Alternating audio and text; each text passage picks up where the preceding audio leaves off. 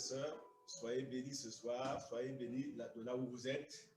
Nous rendons grâce au Seigneur de ce qu'il a commencé la semaine avec nous depuis lundi jusqu'aujourd'hui, 3e jour de la semaine. Et nous avançons dans le mois de juin. Nous sommes rassurés par la présence du Seigneur, car lui-même, il a promis être avec nous tous les jours jusqu'à la fin du temps. Très heureux de savoir que vous êtes nombreux à vous connecter de par le monde pour qu'ensemble nous puissions nous laisser enseigner par le Saint-Esprit. Alors ensemble dans la parole de Dieu pour comprendre la volonté du Seigneur pour nous. C'est un plaisir d'être avec vous. C'est une joie de savoir que le Seigneur dispose nos cœurs nos oreilles à entendre et nos cœurs aussi à recevoir la parole de Dieu. Alors, soyez bénis ce soir, soyez renouvelés, restaurés dans votre entendement, dans vos pensées, soyez renouvelés et restaurés par l'Esprit du Seigneur. Nous commençons cette semaine en réfléchissant un peu sur les événements qui arrivent dans la vie de l'homme, dans la vie d'une famille, dans la vie d'une nation. Et je sais que comme moi, vous vivez, vous suivez, vous entendez des choses, vous voyez des événements qui arrivent, qui secouent notre monde actuel, qui secouent notre planète, qui secouent les nations, qui secouent les familles, qui secouent aussi des vies. Nous vivons ces choses-là en direct. C'est des choses que nous n'avons pas vécues peut-être depuis que nous sommes nés ou depuis que nous sommes venus à l'existence. Nous sommes en train de vivre des événements qui vont certainement nous marquer ou laisser des traces dans notre vie, dans la vie de notre famille, dans la vie de notre pays, dans la vie de notre continent. Et alors, j'aimerais, puisque mercredi, c'est un temps d'enseignement, nous voulons prendre ce temps ensemble avec vous et étudier la parole de Dieu. Alors, on parlera de la tempête ce soir. Je sais que vous savez ce que c'est qu'une tempête, les orages, les ouragans. On peut donner plusieurs noms à cela. Et quand il y a tempête, il faut savoir comment manœuvrer. Si nous sommes surpris par une tempête, soit nous sommes dans un bateau, une embarcation ou bien une pirogue, alors le tout, ce n'est pas de savoir que je vis une tempête est là, mais comment naviguer, comment tenir ferme dans cette tempête pour arriver à destination. Alors, donc, quand il y a tempête, on peut se poser des questions, mais d'où vient cette tempête? Pourquoi cette tempête? Ça peut être une tempête physique, ça peut être une tempête émotionnelle, ça peut être une tempête spirituelle qui arrive dans nos vies. Alors, j'aimerais commencer avec vous à lire un texte dans le livre de Lamentation. Lamentation de Jérémie, au chapitre 3, Lamentation de Jérémie, dans le chapitre 3, verset 35 au verset 40. Alors, donc, je disais, Jérémie chapitre 3, verset 35 au verset 40. Alors, pour ceux qui ont leur Bible avec eux, puisque nous sommes mercredi, je vous encourage toujours mercredi à vous munir de 3 choses, à savoir votre Bible, deuxième chose, votre cahier de notes, et troisième chose, votre crayon, votre bic écritoire. Alors, donc, ça vous permet de noter, de prendre des notes, et ça vous permet de revoir ces notes, ruminer comme une chèvre, et vous préparer aussi à traverser des tempêtes. Et lorsque les tempêtes arrivent, il se peut que tu n'es pas encore en tempête, dans la tempête, mais il se peut que cela arrive dans les jours qui viennent, dans les années qui viennent. Tu te souviendras qu'un jour, ah, mais nous avons étudié ensemble comment tenir ferme au sein d'une tempête. Cette tempête peut être dans la vie conjugale, toi et ta femme. Vous pouvez vivre une tempête, toi et ta fiancée. Vous pouvez vivre une tempête. Ça peut être une tempête familiale, non seulement conjugale, mais familiale. Papa, maman, les enfants, les cousins, les tantes, les oncles. Ça peut être une tempête sur le plan professionnel. Ton boss te vire et tu t'étonnes et pourtant tu es en train de fournir assez d'efforts, de te donner entièrement pour l'entreprise.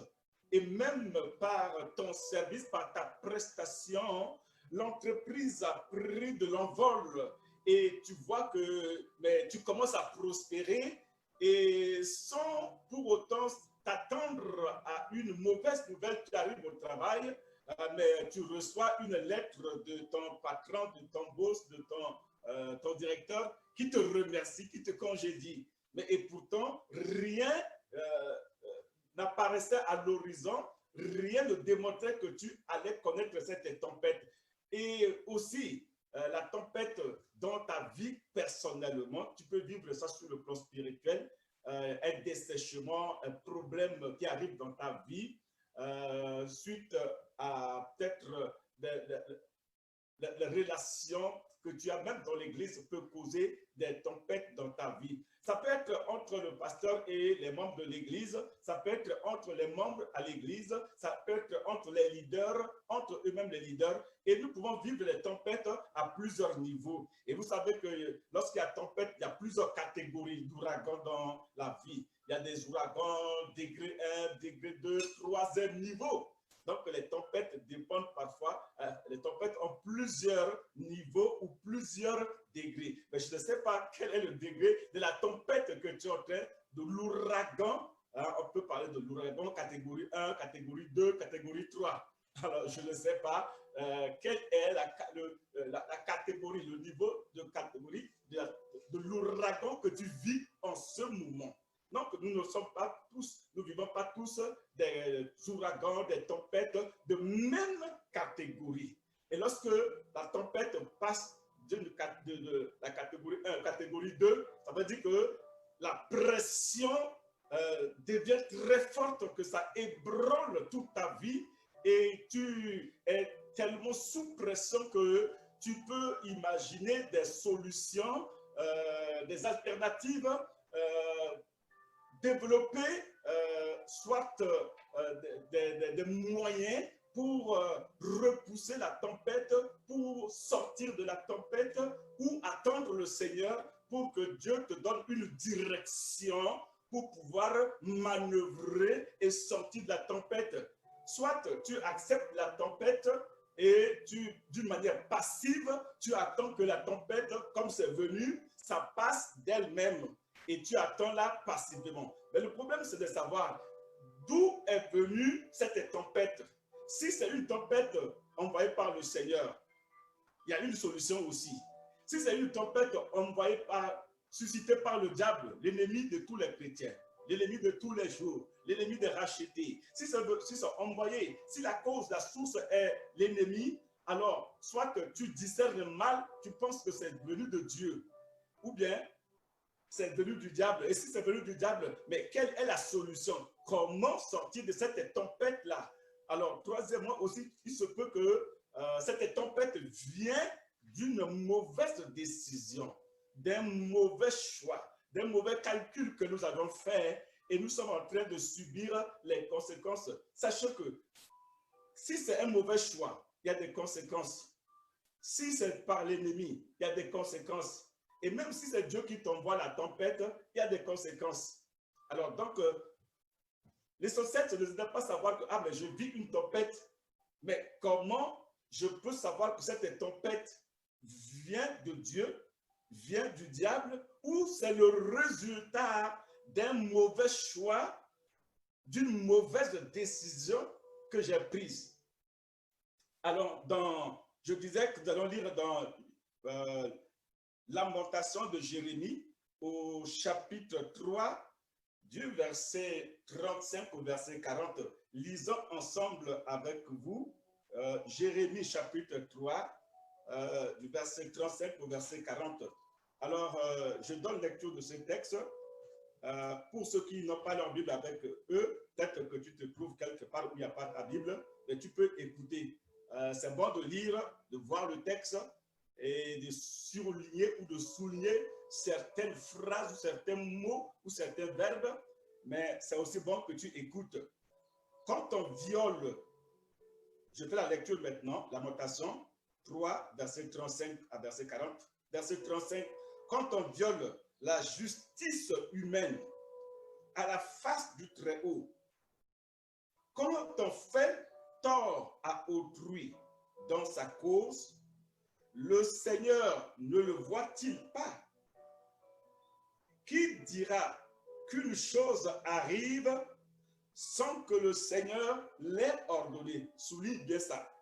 Vous voyez, quand je vous dis souvent, ayez avec vous votre surligneur, votre stylo, votre crayon, c'est pour que vous puissiez mettre l'emphase sur une phrase dont c'est impérieux pour toi de te rappeler très souvent. Écoute, on peut souligner, selon que le Saint-Esprit va te conduire, mais moi, je te conseillerais de souligner ce mot-là.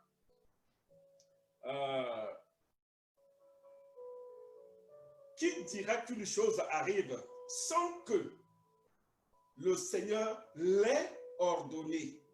Là, nous voyons la volonté permissive de Dieu. N'est-ce pas de la volonté du Très-Haut que viennent les maux et les biens? Pourquoi l'homme vivant se plaindrait-il? Que chacun se plaigne de ses propres péchés. Verset 40. Recherchons nos voies et sondons et retournons à l'Éternel. Le livre de Lamentation est composé de 5 chapitres, mais ces 5 chapitres sont des lamentations. Vous vous souviendrez que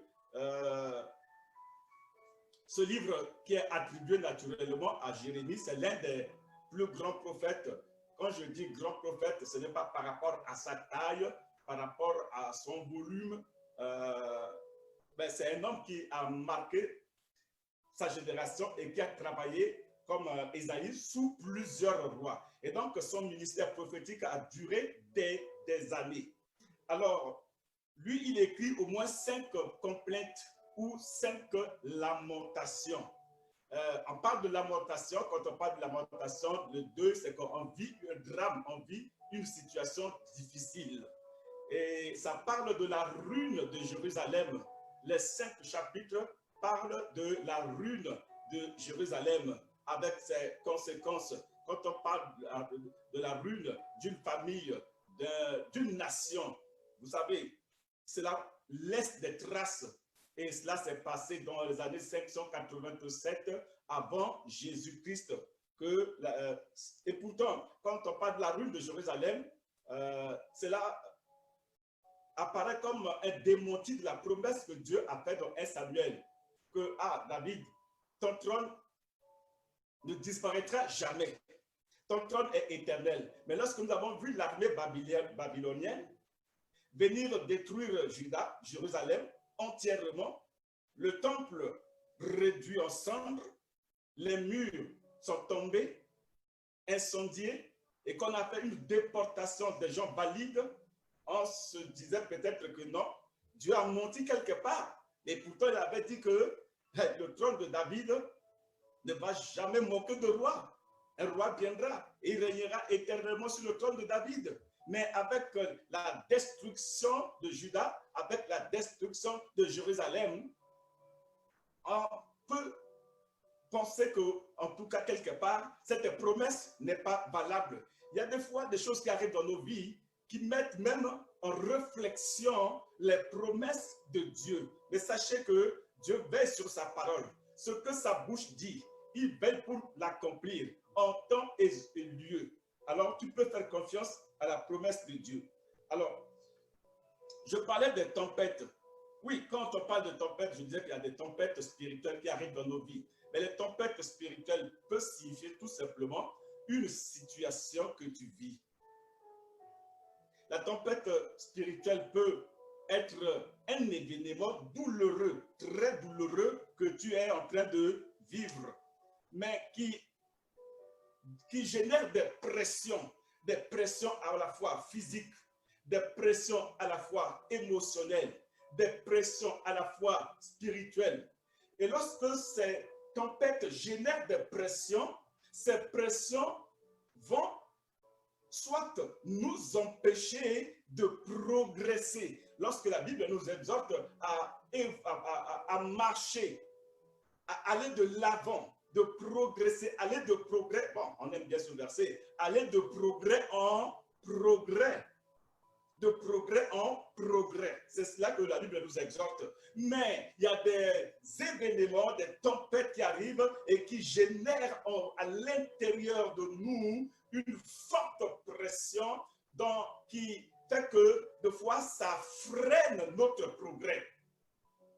Ça déstabilise l'homme intérieur et qui nous empêche parfois de continuer la marche avec le Seigneur. Et pourtant, nous étions en train d'aller de progrès en progrès, mais avec la pression que suscite la tempête, soit on s'arrête ou on avance difficilement, pour ne pas dire qu'on s'est arrêté de progresser.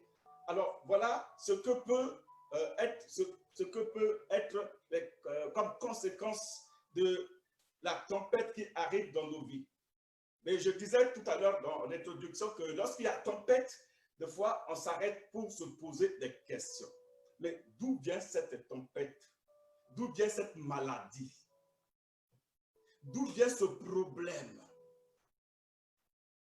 Est-ce que cela vient de moi-même? Est-ce que cela vient de l'entourage du milieu dans lequel je vis?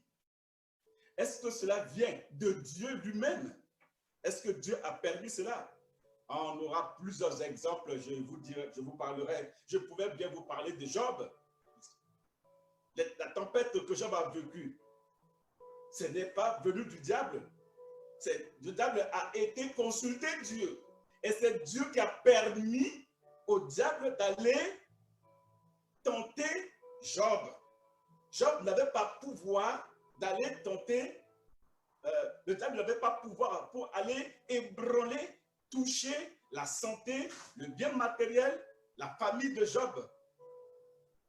Le diable peut nous tenter, mais il y a des limites. Parce que vous allez comprendre que Dieu a dit au diable, le diable dit, mais Dieu, tu vois, Job, mais Dieu lui dit, mais écoute, tu sais, Job, il m'aime, c'est un homme intègre. Oh, non, attends, Dieu. Tu sais, tu parles de l'intégrité de Job. Tu parles de l'amour de Job pour toi. Mais tu sais que Job t'aime par intérêt. Parce que tu le bénis. Parce que tu lui as accordé des beaux enfants, des beaux garçons, des belles filles. Mais c'est parce que Job prospère matériellement, financièrement. Job est un homme prospère parce que tu l'as béni. Et ça, c'est une réalité. Vous voyez, le diable fait sortir un côté négatif de la vie de l'homme. Très souvent, nous aimons Dieu parce que tout va bien. Ça, c'est une réalité. Nous chantons, nous dansons, nous sautons, nous crions Amen, Amen, et un Amen avec un grand A. Amen. Mais c'est parce que ce qui est arrivé a contribué à notre épanouissement. Mais lorsque ça va à l'encontre de ce que nous espérons, la maladie par exemple de Job, c'était terrible. Dieu dit à Job, vas-y. Dieu dit à Satan, vas-y. Tu peux le tenter. Tu peux toucher à ses intérêts matériels, financiers, mais tu ne toucheras pas à son âme. Dieu a mis des limites. Tout ce que Dieu a créé, Dieu a mis des limites. La mer peut se soulever, les tempêtes, les orages Mais la mer ne débordera jamais, la mer ne prendra jamais le monde parce que Dieu a mis des limites. Le diable peut agir, mais il a des limites qu'il ne peut pas dépasser parce que Dieu lui a interdit. Dieu lui a mis des limites. C'est là où on peut dire que, oui, c'est vrai, le diable est puissant et on voit la puissance du diable dans la vie des gens. On voit le comportement des gens qui traduisent très bien ce que le diable est réellement. Non seulement il est mauvais, mais il est puissant. Et il peut amener à quelqu'un à tuer, à détruire, à saccager, à haïr. Mais Dieu est tout puissant. Dieu a autorité sur le diable, car lui, le diable n'est qu'une créature de Dieu. Dieu est le créateur. Le diable est puissant, mais Dieu est tout puissant. Alors, Dieu lui dit, vas-y. Et Dieu a tenté, a touché à la vie physique, morale, spirituelle de Job. C'était une tempête. Dieu peut permettre une tempête. Prenons le cas de Jonas. Quand vous lisez dans Jonas chapitre 4, Jonas, le chapitre 4 du verset 1 au verset 4. Lisons dans Jonas,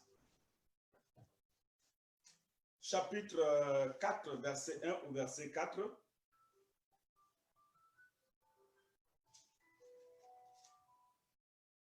Alors, si vous avez trouvé, on va lire ensemble avec vous. Jonas, chapitre 4, verset 1 au verset 4.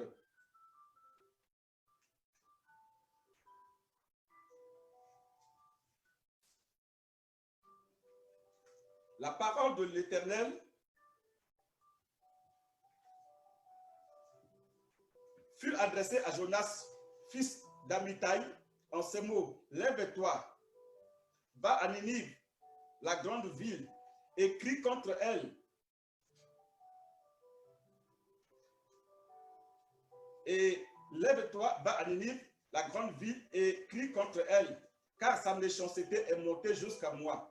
Et Jonas se leva pour s'enfuir à Tarsis, loin de la face de l'Éternel. Je disais, Jonas chapitre 1, si vous voulez, je rectifie. Jonas chapitre 1, du verset 1 au verset 4.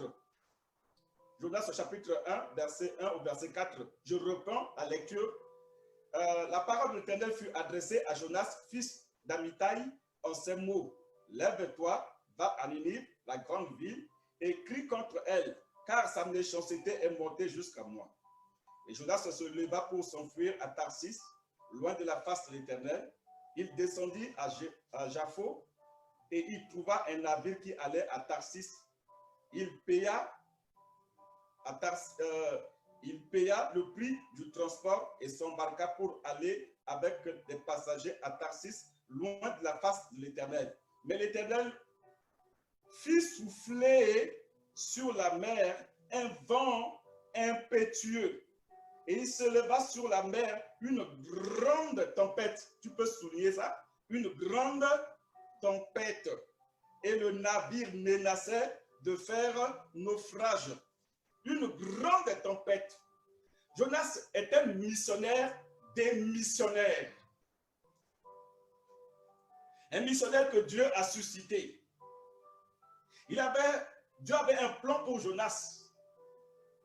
Dieu l'envoie en mission à Ninive, une ville dont la population vivait dans la désobéissance, la population vivait dans l'idolâtrie.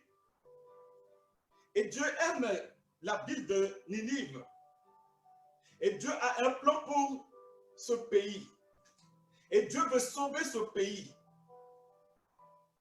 Dieu ne désire pas la mort du pécheur, mais il veut que le pécheur se repente et qu'il sauve ce pécheur. Dieu aime le pécheur, mais Dieu n'aime pas le péché. Comprenez bien. Dieu a manifesté la bonté à l'égard de cette ville idolâtre. Et il va susciter un missionnaire en la personne de Jonas. Il l'envoie pour aller dire à Ninive, voici l'Éternel vous exhorte à abandonner vos idoles et revenir à lui et l'adorer, lui seul, qui est le vrai Dieu. Délaissez vos idoles. Jonas a bien compris le message. Il a bien reçu l'ordre de mission. Il prend l'ordre de mission, il déchire l'ordre de mission, et au lieu de rester à Tarsis, Jonas va entreprendre de fuir la présence de Dieu. Parce que pour lui, il s'imaginait que Dieu est là où il est. Et comme il ne veut pas exécuter la mission de Dieu, il va chercher un moyen pour s'éloigner de la présence de Dieu. Mais bien aimés frères et sœurs, ça nous dit, où fuirai-je loin de toi l'Éternel? Personne ne peut fuir la présence de Dieu. L'univers et toutes ses galaxies, Dieu est là-dedans. Tu vas dans les eaux, il est là-dedans. Tu vas dans le désert, il est là-dedans. Tu montes sur la montagne, Dieu y est. Dans la vallée, Dieu y est. Dans ta maison, Dieu y est. Dans ton lieu de travail, il est là. Quand tu es dans le parc en train de jouer, de courir, de faire ton jogging là, il est là. Dans ta chambre même là, il est là. Il est partout. Il est omniprésent. Il n'y a pas un lieu où on peut se cacher. Imaginez, Adam et Ève ont péché contre Dieu. Et qu'est-ce qu'ils ont tenté de faire? Souvenez bien ce mot. Ils ont fui. Le verbe fuir pour se cacher de Dieu. Et vous savez, Dieu n'avait pas besoin de boussole pour les retrouver. Il savait exactement où il se trouvait. Jonas va payer le prix de transport. Et il monte dans le bateau. Et le bateau a quitté le quai. Et le bateau se déplace dans le sens contraire de Ninive.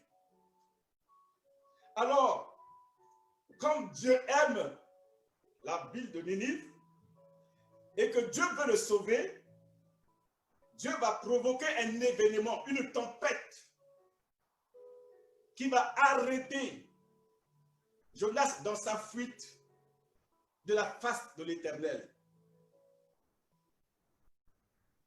Et comme la tempête était, comme je parlais de tempête, il y a différentes catégories. Il y a des ouragans, des tempêtes, des ouragans, des tsunamis, degré 1, catégorie 2, catégorie 3. Et quand ça devient, ça change toutes les fois que la tempête avance, la tempête change de catégorie. L'ouragan, le tsunami, plus il avance dans sa course, il change de catégorie. Alors, Jonas était dans le bateau et l'équipage du bateau réalise que malgré leur manœuvre, ils n'arrivent pas à maîtriser la situation. Ils paniquaient. Et la Bible nous dit, dans Jonas, ils ont commencé même à invoquer les idoles, leurs idoles. Mais leurs idoles ne répondaient pas à leurs cris, car c'est des idoles. C'est des bouts de bois fabriqués auxquels on a donné une image, même un nom. Mais c'est des choses fabriquées par la main d'un homme. Les idoles ne pouvaient pas répondre aux cris de l'équipage de ce bateau. Le capitaine, les matelots et tout ce qui était dans le bateau, les passagers, chacun invoquait son idole, son Dieu, mais ils n'ont pas pu.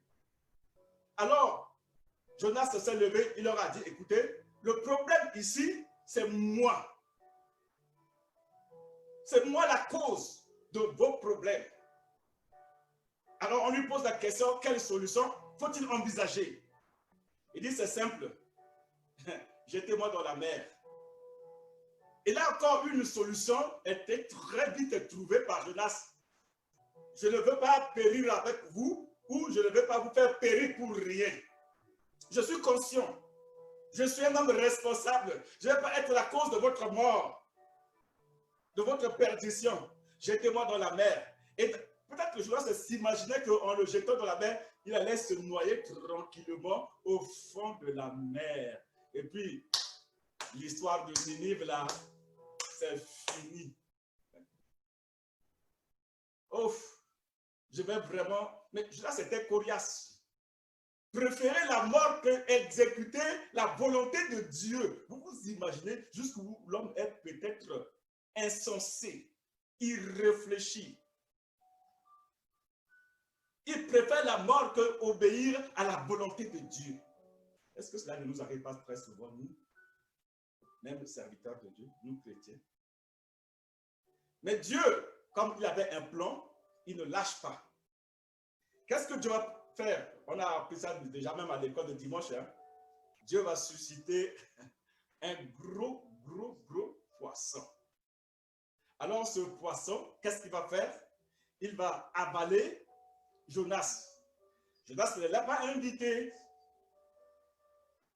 Jonas n'a pas émis des sons pour attirer le poisson. Et le poisson, qu'est-ce qu'il va faire? Le poisson va changer de direction. Le poisson prend la direction de Ninive. Alors que lui, Jonas, il courait pour aller à Tarsis. Mais le poisson, comment il reconnaît la ville de Ninive? Le poisson n'avait pas de GPS pour savoir où se trouvait Ninive.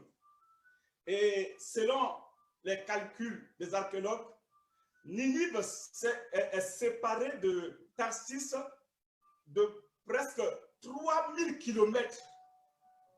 3000 km qui séparent ces deux entités.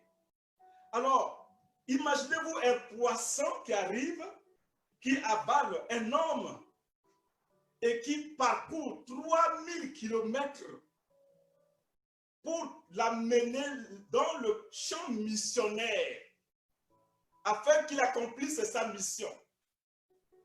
Ce poisson, quand on raconte cette histoire, ça semble un peu un conte de fées, mais c'est une réalité. Un homme qui désobéit à son créateur, mais un poisson qui obéit à son créateur, un appelé, un élu, un établi, Jonas, il démissionne, mais un poisson va lui donner la leçon. Le poisson pouvait se tromper de ville, mais le poisson a suivi la direction de Dieu. Il l'amène à Ninive. Il débarque à Ninive. Et lorsque Jonas a été jeté dans la mer, la tempête s'est calmée. La tempête qui a secoué le bateau était envoyée par Dieu.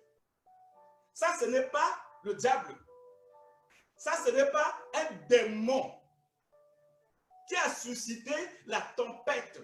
Ce n'est pas un mauvais esprit. Ça, ce n'est pas un sorcier. Ça, ce n'est pas un marabout. Ça, ce n'est même pas un humain. Mais c'était envoyé par Dieu lui-même. La tempête est suscitée par le Seigneur.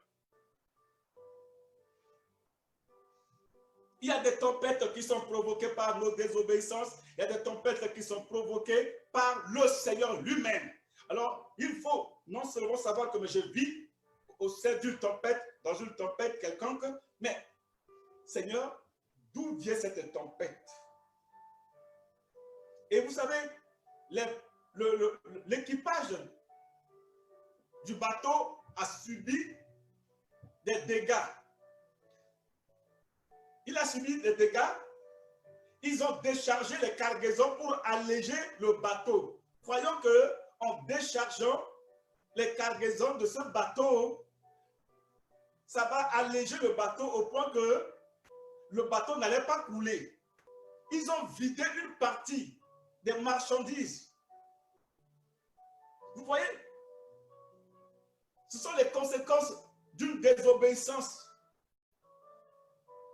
Lorsque tu désobéis au Seigneur, lorsqu'un mari, un chef de famille désobéit au Seigneur, il peut avoir des conséquences personnelles, mais aussi sa famille sera touchée par les conséquences de sa désobéissance. Lorsqu'une femme désobéit, sa famille portera le poids de sa désobéissance.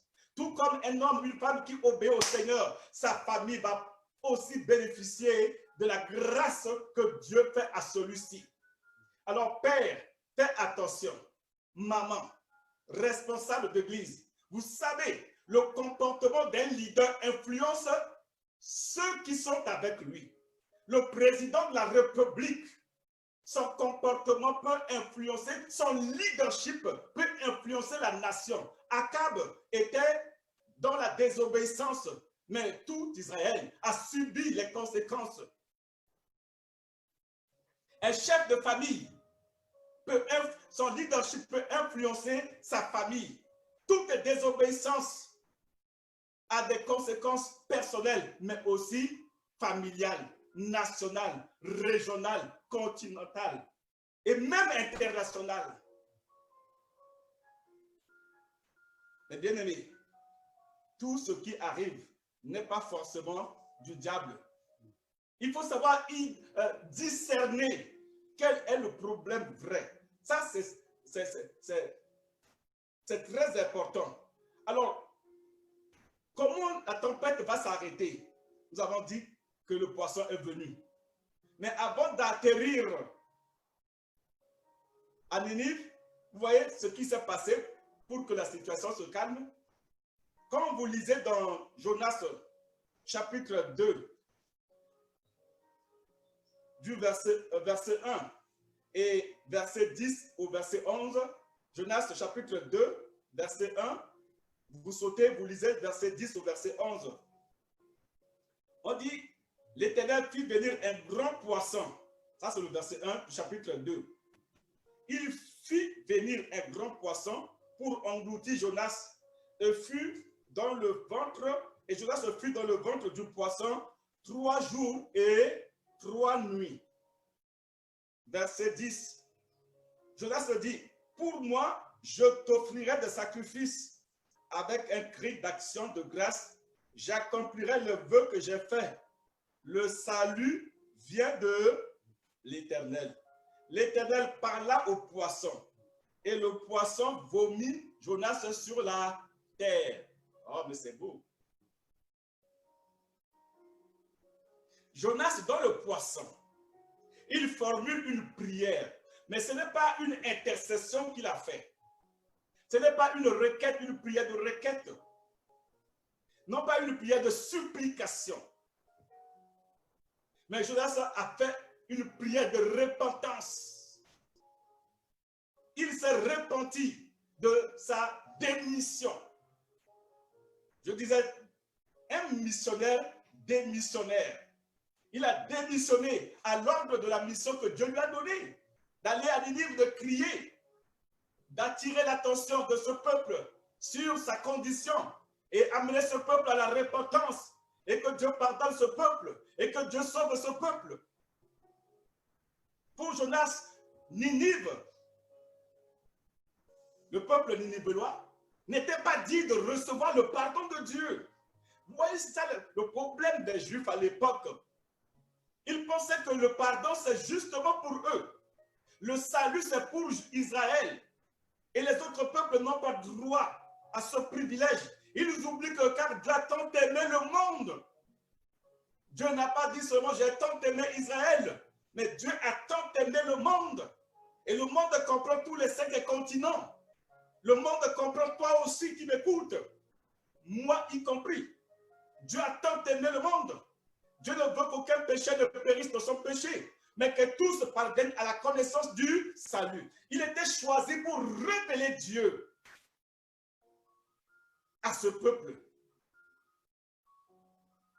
Mais comme il a désobéi, mais puisque le plan de Dieu est de sauver ce peuple, Dieu va amener le poisson, avaler Jonas. Dans le poisson, il a fait une prière de repentance. Et il reconnaît que le salut viendra de l'Éternel. Oh, mais c'est beau. ton salut va venir de l'Éternel. Quelle que soit la tempête dans laquelle tu te trouves, qui secoue ton commerce, qui secoue tes affaires, qui secoue tes fiançailles, qui secoue ta vie conjugale, qui secoue ta famille, qui secoue ta profession, qui secoue tes études, qui secoue ta santé physique et spirituelle, mentale, le salut viendra de l'Éternel. Jonas reconnaît, le salut vient de l'Éternel. Et lorsqu'il s'est repenti, alors Dieu lui dit, dis au poisson, écoute poisson, l'homme que tu as avalé là, ce n'est pas pour te rassasier. Ce n'est pas que tu avais faim et que je t'ai donné un déjeuner. Non, non, non, non, non, non. Ce n'est pas pour assouvir ta faim, mais c'est parce qu'il a désobéi. Alors, donc, amène-le directement à Ninive. Et il est allé débarquer, monsieur Jonas là-bas. Donc, si la tempête, l'une des solutions, c'est de te repentir. Mais te repentir de quoi? Ne va pas prier pour n'importe quoi. Seigneur, donne-moi le discernement où j'ai failli et qui a causé cette tempête, qui a déchaîné cette tempête. Lorsque nous nous repentons, il faut que tu discernes d'abord. Parce que des fois, quand il y a un problème, on conjugue le verbe en utilisant la première personne du pluriel. Nous avons péché. Seigneur, dans l'église, on aime bien confesser comme ça. Seigneur, nous avons péché. Non. Conjugue le verbe là, à la première personne du singulier. Je. Et c'est ce que Néhémie a fait. Seigneur, j'ai péché contre toi. Et ensuite, Néhémie a dit, ma famille a péché contre toi. Troisième niveau, mon peuple a péché contre toi. Alors, discerne d'abord, regarde d'abord ta vie. Regarde toi-même. Place-toi devant le miroir de la parole de Dieu. Et dis, Seigneur, répète-moi mon état. Lorsqu'il y a tempête, nous sommes parfois enclins à accuser le mari, accuser la femme. Et la femme va accuser les enfants. Et les enfants vont accuser qui? Peut-être le chien ou le chat. Puisqu'il n'y a pas autre personne. Quand ça va mal, on accuse le pasteur. Il est à l'origine des problèmes de l'église. Si l'église ne marche pas, c'est le pasteur. Il n'y a pas ceci, il n'y a pas cela, c'est le pasteur. Et si on ne peut pas accuser le pasteur, mais c'est sa femme. Et bon, si on ne peut pas accuser la femme du pasteur, mais ce sont ses enfants. Et si après qu'on a dépassé le chapitre familial de pasteur, on va attaquer les leaders. Mais c'est à cause des leaders. Oh, mais les leaders, ils ne s'aiment pas entre eux. Les leaders ne prient pas. Les leaders ne visitent pas. Les leaders ne font pas ceci. Non. Quand il y a tempête là, commence à t'examiner toi-même. Quelle est ma part de responsabilité dans cette tempête-là? Et l'Éternel Dieu qui t'aime, qui veut apaiser la tempête, il va te révéler la source, la cause. Et lorsque, comme Jonas, tu te repens devant l'Éternel, il te pardonnera. Et Dieu arrêtera la tempête. Et il t'accordera le salut. Il sauvera ta famille. Il sauvera ton emploi. Il sauvera ton ministère. Donc, voilà la solution de Jonas. Il s'est repenti. Il est revenu au Seigneur. Et le Seigneur a sauvé Jonas. Alors, peut-être que tu as reçu un ordre de mission de témoigner le Seigneur. Tu as caché l'ordre de mission. Ou tu t'es fâché contre Dieu. Parce que Jonas a dit, quand il est parti, il a fait la mission et que le peuple de Ninive s'est repenti. Dieu a pardonné le peuple, il a sauvé le peuple. Jonas a dit, mais je savais que tu es trop amour, Seigneur, tu vois. C'est pour ça que je ne voulais pas venir. Je savais. Mais tu savais que Dieu est amour. Et tu sais que toi-même, si Dieu t'a appelé parce que Dieu t'aime, et tu penses que tu peux privatiser Dieu, tu peux acheter Dieu, c'est ton Dieu à toi seul? Non. Dieu a tant aimé le monde. Tu as une mission dans ce pays. Tu as une mission dans ton service. tu as une mission dans la famille. Tu sais, la famille dans laquelle Dieu t'a placé, là, tu as une mission. Il ne te développe pas cette mission-là. Prie le Seigneur pour qu'il te donne la force d'accomplir cette mission. Dans l'école où tu es là, tu as une mission. Dans le service où tu es là. Dieu t'a amené là, ce n'est pas pour gagner seulement de l'argent. Hein? Mais Dieu t'a amené là, c'est pour une mission. Et si la mission n'est pas accomplie, même le boss ne peut pas te renvoyer. Il ne peut pas, parce que tu n'as pas encore terminé ta mission. Deuxième tempête, je disais que la tempête peut être envoyée par Dieu. Deuxièmement, la tempête peut être envoyée par le diable. Regardons dans Matthieu chapitre 8. Vous connaissez certainement l'histoire de la tempête traversée, la traversée, passant de l'autre côté de la rive. Dans Matthieu chapitre 8, verset 23, on dit que, je disais, Matthieu chapitre 8, verset 23 au verset 27. Jésus monta dans la barque et ses disciples le suivirent. Et voici, il s'éleva sur la mer une si grande tempête, souligne encore le mot tempête, une si grande tempête que la barque était couverte par les flots. Et lui, c'est-à-dire Jésus, il dormait. Les disciples s'étant approchés, le réveillèrent et dirent, Seigneur, sauve-nous, nous périssons. Il, c'est-à-dire Jésus, leur dit, pourquoi avez-vous peur, gens de peu de foi? Alors il s'éleva, menaça les vents et la mer. Souligne vraiment le verbe menacer. Il se leva. Deuxièmement, il y a une action ici. L'action de se lever et l'action de menacer. Il a menacé quoi? Les vents et la mer. Et il eut un grand calme. Ces hommes furent saisis d'étonnement. Quel est celui-ci, disait-il, à qui obéissent même les vents et la mer? La mer s'est soulevée. Il y a une tempête, mais cette tempête n'est pas venue de Dieu. C'est venu du diable, de l'ennemi qui voulait écouter la mission de Jésus, qui devait aller jusqu'à la croix. Imaginez-vous que cette tempête finissait avec et les 12 apôtres et Jésus-Christ qui était dans la barque. Si tous là, bon, on peut dire qu'ils étaient 13 en gros dans la barque là. Après qu'il a évangélisé, il a guéri la belle-mère de Pierre, il a guéri les malades, il a ressuscité les morts. Il traversait, Jésus a dit, bah, traversons, traversons. Et alors, une tempête s'est levée. Imaginez-vous que Jésus noyait, ou se noyait avec ses 12 apôtres. C'est fini, la mission, c'était terminé là. Le but pour lequel Dieu l'a envoyé sur la terre, ce n'était pas de mourir dans la mer. Ce n'était pas de mourir dans la mer. C'était d'aller jusqu'à la croix. S'offrir en sacrifice pour le péché de l'humanité. Et donc la mer, la tempête ne pouvait pas mettre fin à la mission de Jésus. Pourquoi je dis que cette tempête n'est pas venue de Dieu? Vous voyez, on dit, il s'est levé et il a menacé. Alors si cette tempête venait de Dieu, est-ce que Jésus allait menacer cette tempête? Non. J'ose croire que la source, c'était de l'ennemi. Et puisque c'était de l'ennemi, ce n'était pas dans la volonté de Dieu. Alors, comme il sait que ce n'est pas dans la volonté de Dieu, il s'est levé.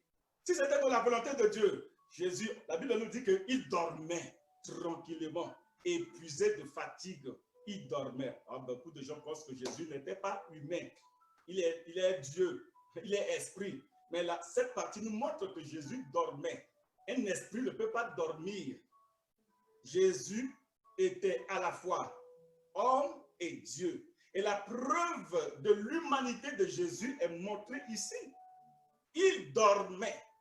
Il a évangélisé, il a travaillé dans la journée, il a connu la fatigue. Il y a plusieurs preuves qui montrent l'humanité de Jésus. Il a eu faim. Un esprit ne peut pas avoir faim. Il a eu soif. Il a demandé à la femme samaritaine de lui donner de l'eau à... Je peux multiplier les exemples pour démontrer que Jésus était humain. Il a été tenté. Sauf dans son humanité, Jésus n'a jamais péché contre son Père.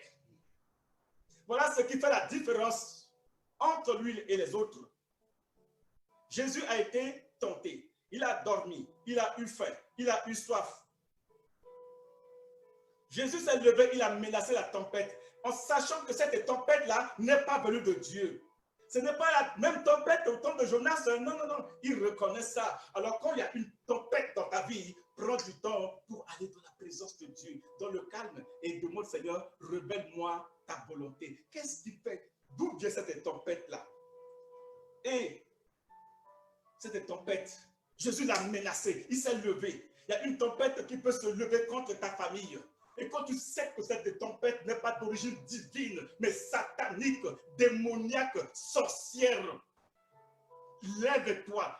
Comme Jésus s'est levé dans la barque, Jésus n'a pas attendu que la barque arrive pour qu'il puisse parler, menacer le vent. Non, aussitôt dans la barque, Jésus s'est levé. Soulignez bien les verbes. Il s'est levé. Deuxième action, il a menacé, il a réprimandé la tempête. Et peut-être que tu traverses une tempête qui secoue tes finances, qui secoue ta famille, qui secoue tes projets, qui secoue tes études, qui secoue ta santé. Il est temps que tu te lèves comme Jésus et que tu parles à cette tempête-là. Jésus a parlé à la tempête. Est-ce que la tempête, le vent a des oreilles? Dieu, tout ce que Dieu a créé, écoute, entend et agit. La tempête s'est levée. Pourquoi la tempête s'est tue? C'est parce que la tempête a écouté les menaces de Jésus. La maladie a des oreilles. Lève-toi et dis, maladie, je te menace, sors de mon corps, sors de ma vie. Arrête la tempête qui secoue tes finances. Lève-toi et parle. La nature écoute, le vent écoute. Si le vent se tue, si la tempête se tue, c'est parce que la tempête a écouté la voix de Jésus. Il y a des fois où on prie, oh Seigneur, vraiment d'où Jésus, s'il te plaît, si tu veux Jésus, si cela te plaît Jésus, guéris-moi. Si c'est toi, si c'est dans ta volonté. Ouais. Des fois, il faut que tu pries, mais d'abord, Seigneur, quelle est l'origine? Et si c'est la sorcellerie, si c'est de la magie, si c'est des méchants qui s'en veulent à ta vie, qui veulent détruire, arrêter le plan de Dieu pour toi. Non, quand tu te lèves, ne caresse pas, ne supplie pas. Il y a un temps pour supplier, mais il y a un temps pour menacer. Quand tu es en face d'un voleur, tu ne vas pas le supplier, dire, oh cher voleur, s'il te plaît, tu vois, mais tu es chez moi, mais pourquoi tu veux prendre un bien, soustraire un bien qui m'appartient? Quand tu vois un voleur, tu fais quoi? Tu cries, hé, au voleur! Et quand le voleur entend, il sait que le maître est là, le propriétaire est là. Oh, mais oui, il y a des fois où dans ta vie, il est temps que tu te lèves et que tu prennes ta responsabilité par la foi au nom de Jésus et que tu parles à la situation. Tu parles à la situation, tu parles au contexte, tu parles à l'événement, tu parles à la maladie, tu parles à ces problèmes-là, tu les arrêtes au nom de Jésus. Ça suffit. Il y a un temps pour être couché, mais il y a un temps pour se lever et travailler. Il y a un temps pour se reposer. Mais quand le temps de repos est terminé, lève-toi et commence à travailler. Et Jésus a compris que ce n'était pas le temps de supplier Dieu pour dire, Seigneur, tu vois, je te confesse mes péchés parce que j'ai fait ceci, j'ai fait cela. Non, Jésus n'a pas commencé à confesser les péchés de ses parents, ses enfants, son épouse. Mais Jésus s'est levé. Je suis sûr que si Jésus avait commencé par confesser les péchés de son père, de sa mère, de ses enfants, je crois que la tempête là aurait raison de Jésus et ses disciples. Non, non, non, c'était urgent. Il y avait urgence. C'est une question de tout de mort. Il s'est levé, il a parlé avec autorité. Des fois, il faut que tu parles avec autorité pour changer le contexte, pour changer la situation, pour changer la direction de l'événement. Tu parles, tu ordonnes, tu ne supplies pas. Je te dis bien, tu ne supplies pas, mais tu ordonnes parce que tu as le pouvoir, parce que tu as l'autorité, parce que tu es né de Dieu, parce que tu es presque dans le royaume de Dieu, parce que tu es assis sur le trône et tu règnes en Jésus-Christ. Et tout pouvoir t'a été donné dans le ciel comme sur la terre. Avant de partir, Jésus a dit dans Matthieu 28, tout pouvoir m'a été donné. Et il dit, je vous donne quelques pouvoirs. Une partie. Non, je vous donne tout pouvoir. Le Père a fait un transfert d'autorité à Jésus. Mais avant d'aller au ciel, il n'a pas amené l'autorité avec lui. Il a fait un transfert de pouvoir, d'autorité à ses disciples. De manière à ce que les disciples exercent l'autorité que le Père lui avait donnée. Ce n'est pas une partie de l'autorité que le Père lui a donnée qu'il nous a laissé. Non, c'est la totalité. Tout, souligne bien le mot, tout pouvoir. Alors, parle à cette situation. Je ne sais pas dans quelle situation tu te trouves, à l'hôpital, peut-être oui, ou bien dans quelque part où il y a un accident qui arrive et tu crois que tu vas mourir. Ce n'est pas le temps de supplier, ce n'est pas le temps de confesser, mais c'est le temps de prendre ta responsabilité, exercer ton autorité. Et parle à la situation. Au nom de Jésus-Christ de Nazareth, je t'arrête.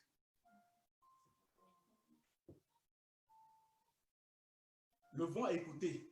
Même la mort a écouté la voix de Jésus. Lazare était mort, non? Quand Jésus a dit à Lazare, sors. Pourquoi Lazare est sorti? C'est parce que la mort a écouté la voix de Dieu. La mort écoute même. Est-ce que tu sais ça? Le vent écoute. La mer a écouté. La tempête a écouté. La maladie va t'écouter. Ah, est-ce que tu m'écoutes? Est-ce que quelqu'un m'écoute là? Ce que je suis en train de te dire là, je l'ai vécu. Alléluia. Tu dois parler et d'une manière autoritaire. C'est là où peut-être tu vas exercer l'autorité. Ça, ce n'est pas pour venir... non, mais l'autorité, vous savez, un général, c'est un général. J'ai vécu dans un camp militaire de l'école primaire jusqu'à l'université. Un général, même lorsqu'il est en t-shirt, il fait son jogging. C'est là, même s'il n'a pas porté les galons, les étoiles de général, de brigade ou officier supérieur, même quand un soldat passe devant lui, le soldat même sait que ça c'est un général, point final. Le soldat se met au garde à vous. Il n'a pas besoin de voir ce général porter ses galons pour qu'il lui obéisse. Même s'il est en jogging, il est en train de courir et un soldat passe par là et qui lui dit, hey, écoute, soldat, va faire ça. Il sait qui m'a donné l'ordre là. Un jour, j'étais sur le pont. Je voyais devant moi un fou qui terrorisait les gens. Et les gens, quand le fou, plus il avançait, les gens changeaient de voie. On était tous à pied. Le fou les terrorisait, il faisait des grimaces et les gens changeaient de voie. Je venais tout droit vers lui. J'ai dit au nom de Jésus de Nazareth, allez, change devant moi.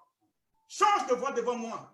Et le fou a fui, il a commencé à changer de voie. Et je suis resté dans la même direction. Et les gens se sont arrêtés de regarder ce qu'il peut faire. Mais ça, c'est bien doux. Il parle au fou. Non, tu peux parler à la situation. J'ai parlé, je n'ai pas crié. J'ai dit arrête-toi et change de direction. Esprit de folie, bâton devant moi. Au nom de Jésus, il a changé de voie. Quand ça vient du diable, tu peux parler. Jésus a calmé la tempête par les menaces, non pas pour caresser. Jésus parlait au vent, à la mer. Il a parlé au figuier, n'est-ce pas? Le figuier s'est desséché. Plus jamais on ne mangera de tes fruits. Il a maudit le figuier. Le figuier s'est desséché. Jésus parle encore aujourd'hui. Et Jésus t'a donné le pouvoir. Et tu peux parler aux situations. Il y a des tempêtes qui viennent aussi par de mauvais choix. Troisième point. Des tempêtes qui arrivent par nos mauvais choix ou une mauvaise décision. Je vous donne l'exemple de David dans 2 Samuel chapitre 1, plutôt chapitre 11. Il y a des tempêtes qui arrivent à cause d'un mauvais choix, une mauvaise décision. 2 Samuel chapitre 11. Tu peux lire chapitre 11, tu peux lire chapitre 12. David était un homme élevé par le Seigneur. Dieu lui a donné le pouvoir sur tout le pays. Mais il va convoiter. Il avait plusieurs femmes avec lui. Et les gens allaient à la guerre. Mais David ne partait pas à la guerre. Il s'est arrêté. Il ne voulait plus aller au combat. Vous savez, il y a des pasteurs qui ne veulent plus évangéliser. Pasteurs, vous savez, il y a des hommes de Dieu qui ne veulent plus évangéliser. Même des vieux chrétiens qui n'évangélisent plus. Parce que j'ai fait ça. Il se rappelle de son passé. Ah oui. Bon, vous savez, quand j'étais encore jeune là, hein, j'évangélisais. Quand j'étais encore jeune là, hein, je faisais ceci, j'intercédais, je priais, je jeûnais. Mais est-ce que le combat est fini? David a pris congé, il n'allait plus à la guerre avec ses soldats. Il est resté à la maison sur la terrasse en train de papaner, de se promener. Et tout d'un coup, il aperçoit une femme, Bathsheba, qui se baignait nue. David va convoiter cette femme-là. Et David envoie un soldat appeler cette femme-là. David mettait cette femme à la maison. Il s'informe et on dit que c'est la femme de Uri. Et il envoie faire tuer M. Uri. Mais les conséquences de cet acte, la famille, il y a eu des morts dans la famille de David. Il y a eu des morts au sein de la population. Mais merci Seigneur, David a compris le but, la source de cette tempête. Et il a confessé ses péchés. Et Dieu a arrêté la tempête. Mais bien aimés, je pouvais multiplier les exemples de tempêtes, des catégories de tempêtes. Mais j'aimerais te dire, le chrétien, c'est possible que des tempêtes arrivent dans nos vies. Quel que soit le nombre des années que tu as mis dans l'œuvre, dans le service, dans ta relation avec le Seigneur, il peut permettre que des tempêtes arrivent dans ta vie. D'une manière, parce que la tempête arrive parfois d'une manière inattendue. Au moment où tu ne t'attends pas, brusquement la tempête se lève contre toi, contre ton ministère, contre ta famille, contre ton emploi, contre ta santé, sans que tu ne le saches, sans que tu ne le désires, sans que tu ne t'y attendes. Oh, même bien-aimé frère, lorsque tu vois la tempête se lever contre toi, c'est le temps de prier pour demander au Seigneur, montre-moi la source, quelle est la cause. Lorsque tu sais que cela vient de l'Éternel, commence à prier pour te repentir et revenir au Seigneur et lui faire confiance comme Jonas. Quand la tempête, tu sais que ça vient du diable, ce n'est pas le moment de se repentir, c'est le moment de dire pardon, pardon, pardon. Non, non, non. C'est le temps de prendre ton autorité, ta responsabilité et d'intimer l'ordre à l'ennemi de cesser ses menaces, de cesser sa destruction. La Bible nous dit qu'il est venu pour détruire, pour tuer, pour égorger, pour assassiner. Il a détruit des milliers de familles, des hommes de Dieu, des jeunes qui étaient pleins de talents. Il a détruit leur ministère. Des femmes qui s'étaient levées dans l'intercession. Il a détruit leur ministère. Des serviteurs moins consacrés, mais que le diable a détruit leur ministère en peu de temps seulement. Mais quand la tempête vient du diable, c'est le temps de te lever. Maman, lève-toi dans ta famille. Papa, lève-toi dans ta famille et prends autorité et arrête la situation au nom de Jésus. Mais quand tu sais que c'est une mauvaise décision qui t'a amené ainsi à vivre cette tempête-là, comme David, repentons-nous. Le Seigneur nous pardonne et il va nous rétablir. Nous allons prier le Seigneur. Alléluia. Toi seul, tu sais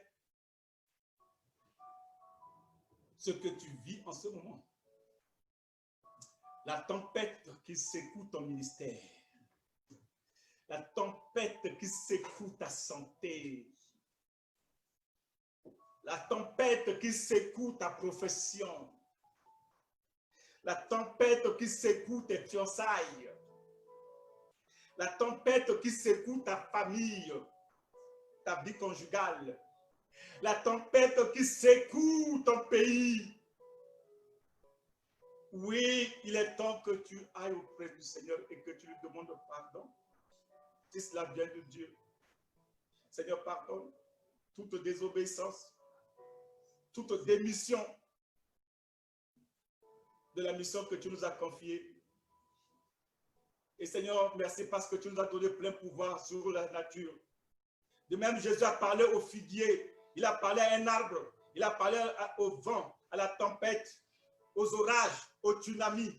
Seigneur, permets que ton enfant non seulement prenne conscience de l'autorité, la toute autorité, le tout pouvoir que Dieu lui a donné, qu'il se saisisse de cette autorité et qu'il se lève maintenant et qu'il parle au contexte, qu'il parle à la situation. Et moi-même, je me lève dans le nom de Jésus. Je ne me lève pas dans le nom de l'Église. Seigneur, je ne me lève pas dans mon propre nom, dans ma personnalité, mais je me lève dans le nom de Jésus. Je ne me lève pas dans ma dénomination. Je ne me lève pas dans ma réputation. Je ne me lève pas dans ma connaissance de la Bible. Je ne me lève pas dans mon sexe, Seigneur, féminin ou masculin. Je ne me lève pas dans mon rang social, mais je me lève dans le nom puissant de Jésus. Car c'est ce nom que tu m'as donné. Et c'est devant ce nom que tout genou fléchisse et que toute langue confesse. Seigneur, je me lève dans ce nom glorieux, le nom puissant, le nom éternel de Jésus-Christ qui est à sa droite de Dieu.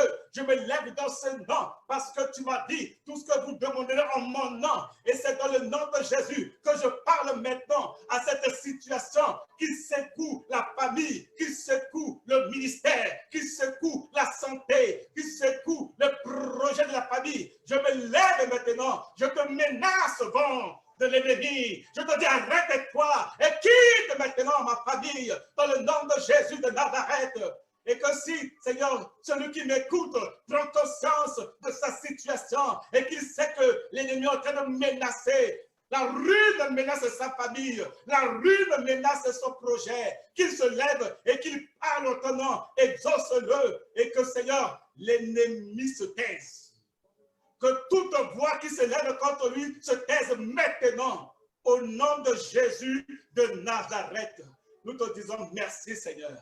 Que ton nom soit glorifié, que ton nom soit honoré. Merci, quelle que soit la tempête.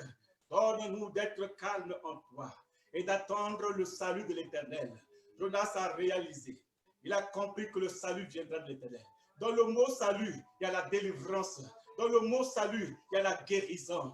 Dans le mot salut, il y a le pardon. Seigneur, le salut de cette famille viendra que de toi. Le salut de ma nation viendra de l'Éternel. Le salut de mon peuple viendra de toi. Le salut de l'Église viendra de toi. Le salut de ton serviteur viendra de toi. Oh Seigneur, le salut de cette femme-là viendra de toi. La guérison de cet homme-là qui est touché sans force parce qu'il est atteint par un quelconque virus, son salut viendra de toi. Au nom de Jésus, s'il lève les yeux vers toi, guéris-le, arrête cette situation et parle, Seigneur, au contexte. Je te dis merci, Jésus. Béni soit ton Saint-Nom et que ton nom soit glorifié et que nous donnons le témoignage de ce que Dieu a fait pour nous, pour que le nom de l'Éternel soit béni. C'est dans le nom de Jésus que nous avions prié ainsi. Amen. Alors, bien-aimés frères et sœurs, soyez bénis ce soir. Continuez à lire et à méditer, à revoir tout ce que nous avons dit ce soir. Et j'aimerais vous annoncer que vendredi, nous aurons prière d'intercession agressive. Mais déjà, avant vendredi, demain, jeudi, sachez que c'est le groupe de femmes qui se réunira, mais toujours en connexion. Alors, j'encourage les femmes à se connecter demain pour leur meeting. Et dimanche, connectez-vous toujours à 10h30. Nous aurons un invité spécial qui va s'adresser à l'église. Alors, de partout où que tu te trouves, connecte-toi sur la page Facebook de l'église Action Évangélique. Nous aurons un invité spécial qui va nous parler de la part du Seigneur. Alors donc, j'aimerais que tu découvres cet invité-là dimanche, ça va faire chaud. Alors donc, à 10h30, nous aurons un pasteur qui viendra, qui va nous parler de très loin. Alors, je vous laisse découvrir la surprise le dimanche à 10h30. De cela, soyez bénis.